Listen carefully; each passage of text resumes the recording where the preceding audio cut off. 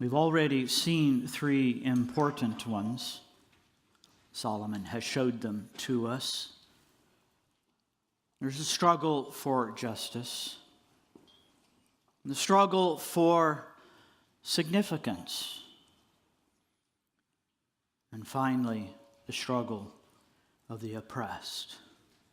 In these are things that we struggle against injustice, against insignificance, and against oppression.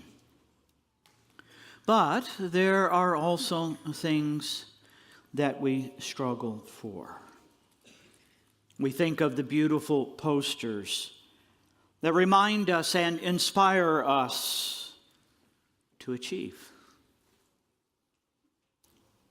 We think of the hope in our hearts for happiness and success, however we measure it.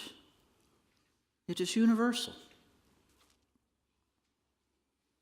And the struggle to achieve what we aspire and what we hope for can sometimes be daunting. I hope he's a really good surfer. Christian realism can look with clear-eyed understanding on these three struggles in life. These three struggles often clearly reveal a person's deep-hearted motivations. They may lead to God-pleasing pursuits and enjoyments in this life, or they may lead to deep frustrations, disappointments, and despair. The first of these that we struggle often for is the struggle for wealth, verses 4 to 8. Often people are oppressed because of the pursuit of power and wealth on the part of some that ends up oppressing others. And these statements that are given to us in these verses are given in the form of proverbs. They seem to be declaring universals. But we know, and the writer knows, that sometimes life does not conform or comply with our universals. Solomon writes, "Then I saw that all toil and all skill in work comes from man's envy of his neighbor. This is also vanity and striving after wind. The fool folds his hands and eats his own flesh. Better is a handful of quietness than 2 hands full of toil and a striving after wind." And all the effort we put into the work is a result of envying neighbor, then yes, this is grasping after wind. If that statement is true, then its pursuit is empty. Why? Well, if for no other reason my neighbor is doing all that he does out of envy of me or some other neighbor. While envy drives much striving after wealth, it's not always the reason. Many heart motives for seeking after this world's treasure. But if the pursuit of money and treasure and materialism is purely and only out of envy of neighbor, then it's empty. It's a waste. What Solomon is observing is that envy often drives our pursuits. It's a powerful and sometimes subtle motivator. A neighbor here may not be the family next door. Could be a family member, a boss, a colleague. Could be someone at church. For many in business, envy of another business. In church, envying another church. In countries, envying another country's success or wealth. So in all pursuing wealth, we must be very aware of our own heart's craving. But notice it's a differing products in verses 5 and 6. And there is a play on hands and stillness. Some not toiling and striving after wealth is not to be commended. Verse 5, the hands of laziness. The picture here is of hands folded across the chest of someone reclining at ease. But it is the ease of laziness. The hands of the lazy are folded at rest. There's no striving, there's no toiling here. The lazy person is quite satisfied to go with the flow. They see no season or time or even reason for hard work. And the effect is self-destruction. Laziness does not lead to long-term health or strength. The indolent soon become weak in body and even worse, weak in the soul. Laziness is a disease of the heart that soon spreads to the body and leads to dissolution. The person who refuses to work consumes the work of others and will eventually consume himself. Not all stillness is the stillness of holiness. Some failure to work hard as a result of laziness. But then he contrasts that with the hands that labor in verse 6. What is commended here is a quiet heart and working hands. Too often, toiling and working is the result of a heart that is restless and ill at ease. Maybe a heart that is filled with and driven by envy. It is a heart and mind that is uncomfortable with peace. It is a heart that is not the quietness of contentment. It is a person who believe that they are what they do. They confuse their identity with their productivity. Their meaning in life is measured by the significance of what they produce. The sad thing is that toiling hands and restless grasping and doing are actually grasping at the air. It is once again the weary man standing in his workshop, clutching and grasping at nothing. I love the picture Solomon draws for us. Instead of hands restless moving from task to task, tool to tool, the hands are filled with quietness, with a steady peace. Quiet hearts make for quiet hands. This reflects the hearts that live out their identity in what they do. They are not what they do. They live out who they are in what they do. Strong affirmations of who I am, according to God's word, make the toil and the work I do my servant, not my master. A handful of inner quietness is better than an envious heart driving restless and useless toil. And then he points in verses 7 and 8 to its forlorn pointlessness. Again, I saw vanity under the sun. One person who has no other, either son or brother.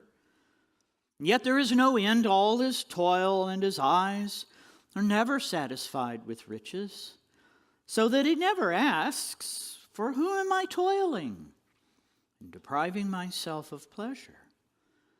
This also is vanity and an unhappy business.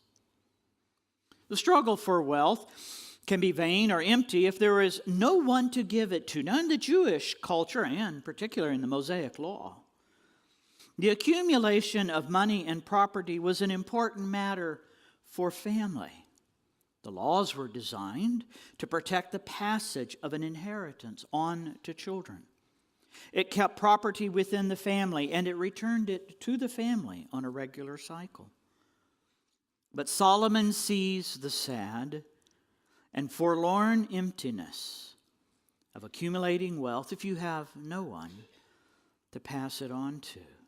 And notice, this person that he looks at doesn't even ask the question. He has already addressed the emptiness of piling up wealth for yourself. What will happen when you die? You will leave it all behind. So accumulating treasure makes some sense if you have sons and daughters to leave it too. And how vain and empty it is to pile up wealth when you can't keep it yourself, when you can't pass it on to children. You see, we have to understand wealth in reference to the end.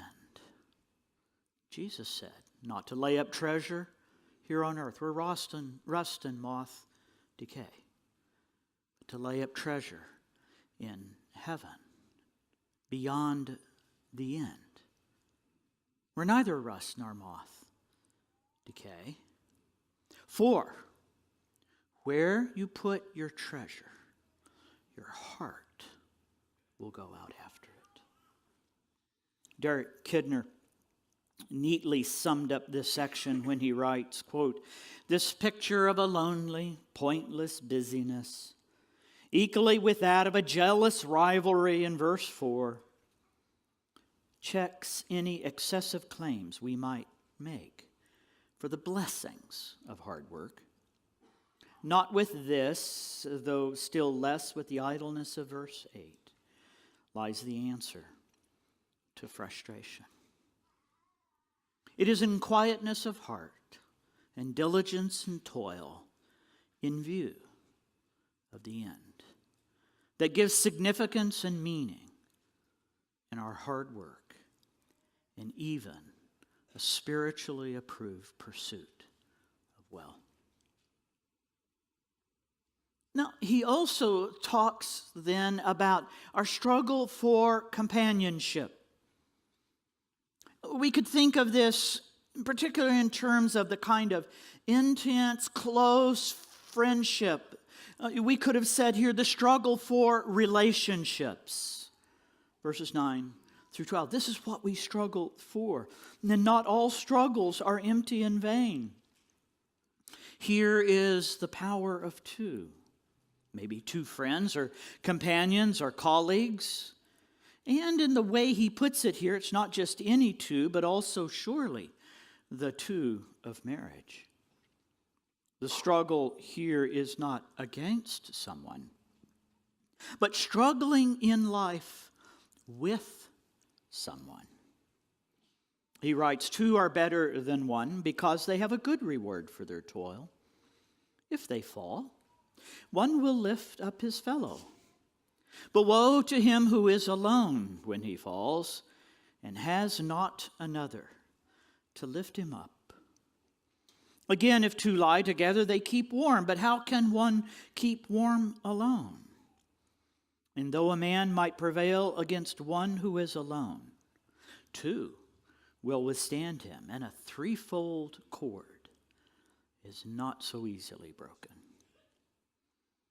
Notice in verse 9, in the struggle for companionship, there is a mutual reward. For their toil and struggle in life, there is the shared sweetness of a reward. Each of the two participates in the goodness that comes from the other. And when God gives good that comes in this world, then they share it. There's a mutual assistance, verse 10. In the struggles of life, then, there will be a care for one another that and a concern for one another that brings about help and assistance. We can rescue one another. When one is down and discouraged, the other can lift them up. Even when both are down, there is still a joy and care in listening and seeking to build one another up. But notice the one who lives alone, an isolated life, a life disconnected from others. How terrible it is to be alone in your aloneness. There is a mutual comfort. Verse 11. The sense here is that of comforting and holding one another. Warmth is the practical effect. But what is implied here is a sense of comfort and security and safety. Two together can reach out to help when the realities of life can overwhelm. And that leads us then to a mutual defense, verse 12. In the struggles of this life, standing for and standing with one another is a good thing. And many times in many places, the threat of physical danger is very real. We don't experience that too much in our world, in our place, and particularly in our own neighborhoods. But for some, this is a great reality. Friends going together, traveling together. I've been in places in the world where we were not allowed to be out alone. We always had to take someone with us, and we usually had to take a national. There is also the social and relational attacks. It's so helpful to have someone to come to our aid and defense. This same writer said, "Let another man defend you and not your own mouth." While these seem to focus on a marital relationship and the mutuality that there is in it, there is also a kind of companionship among friends and Christians that express this. Christ, though, is the greatest friend and our heavenly brother and our high priest, who fully and perfectly represents all of these. Is this here, Scott? It's right here. Finally, he points us in another area in which we struggle so much for, and that is the struggle for leadership. We do not know who Solomon is referring to here. He may not be referring to a living person at all. And since he does not say, and since it is possibly a composite of several, it's best not to speculate. It's best to listen and learn how the struggle for leadership often unfolds. Listen to what he writes, verse 13. Better was a poor and wise youth than an old and foolish king who no longer knew how to take advice. He went from prison to the throne, though in his own kingdom he had been born poor. I saw all the living who move about under the sun, along with that youth who was to stand in the king's place. And there was no end of all the people, all of whom he led. Yet those who come later will not rejoice in him. Surely this is also a vanity and a striving after wind. Now, he identifies the problem in verse 13. Here is the person. Here is the comparative. It's better to be poised to listen to advice than to grow old and think that you know it all. Folly of the king is in his inability, his unwillingness to listen to others. This is a problem with many in leadership. They reach a point where they're too senior, too knowledgeable, too experienced, too whatever you want to fill in there. Well, foolish to listen to others. Verses 14 and 15, he indicates, like I say, either a person or a composite. You can feel who these people are. The history invokes several people in Israel's history. It's easy to hear Joseph from prison to throne, and to David. There is even a hint of Solomon himself. It's a composite of several. The king will arise from among the people. But the point is to look forward.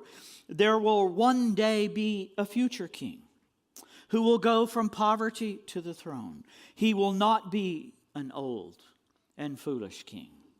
He will rise to rule, and all the peoples will stand and worship before his throne.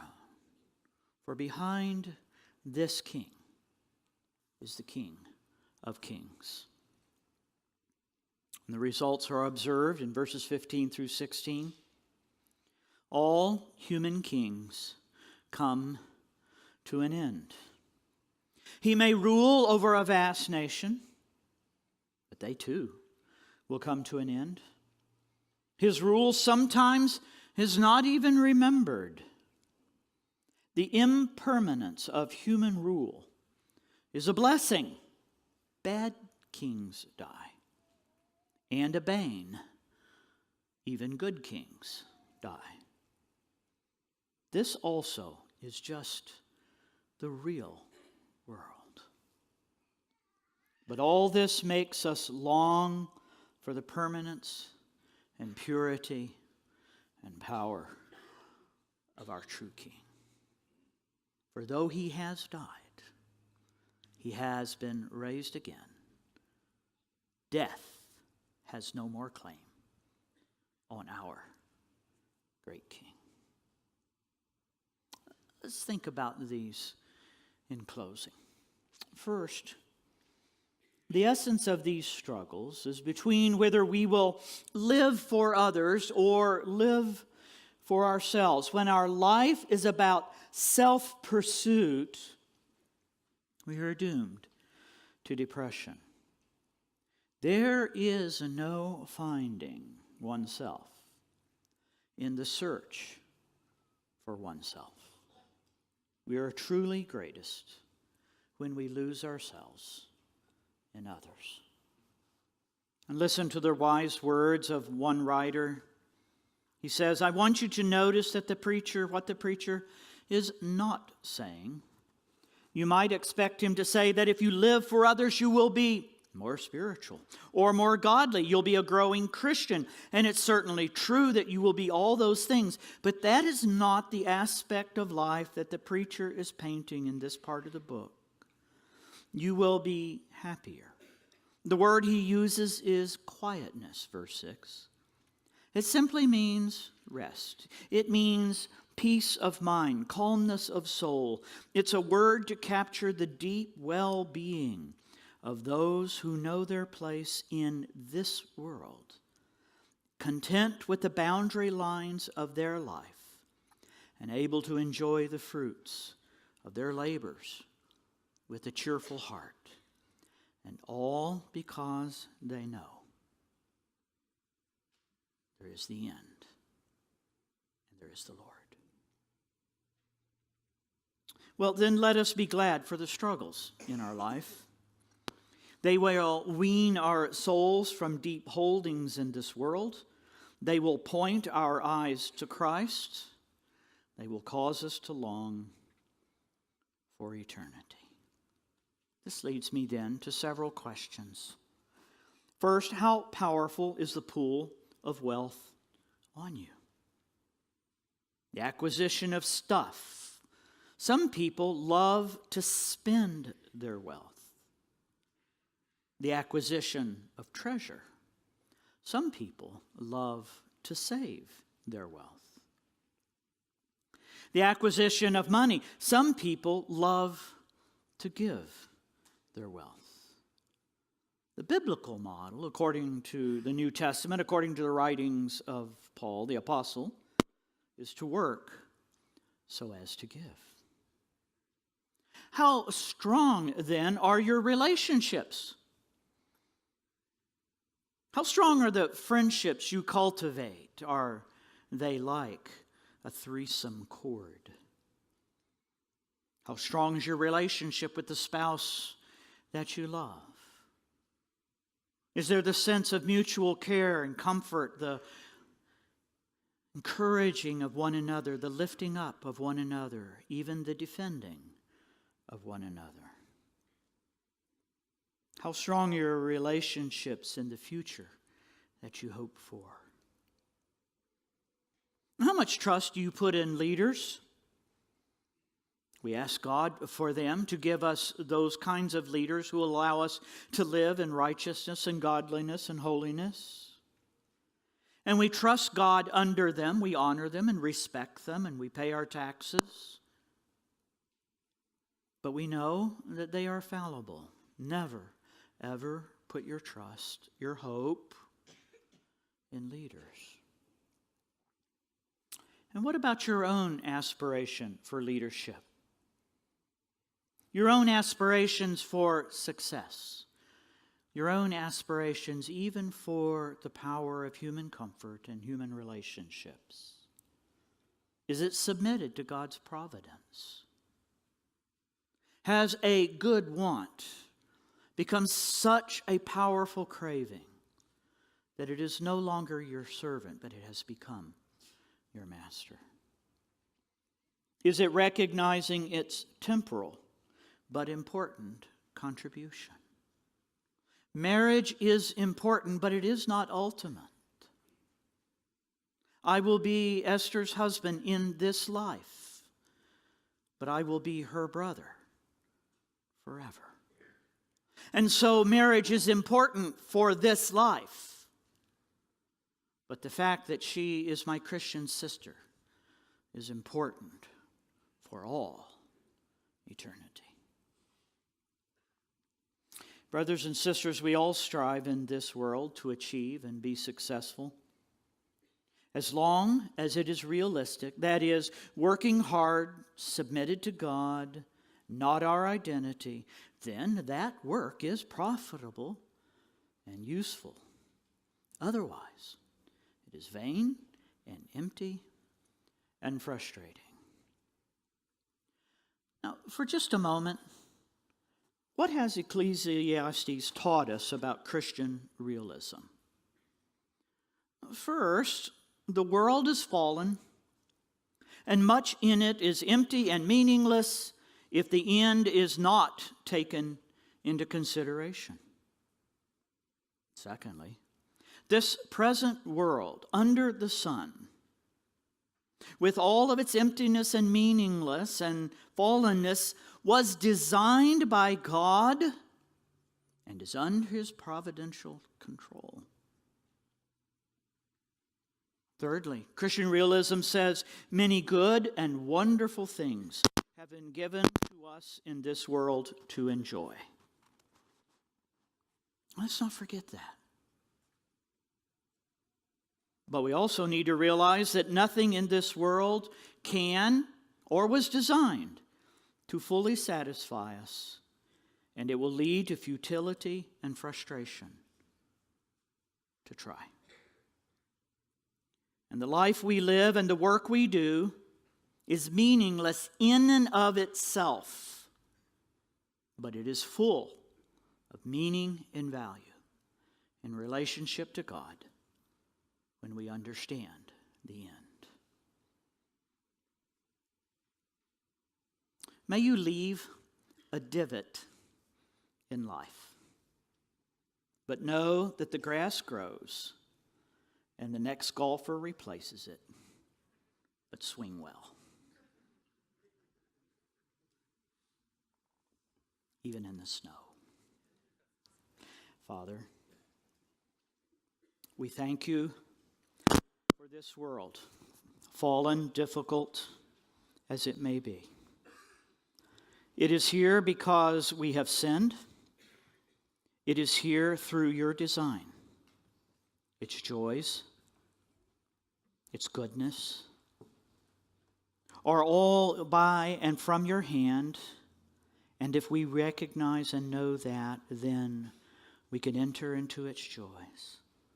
We are deeply warned that when we try to seek satisfaction in the temporal, it will turn to dust in the fire of our heart.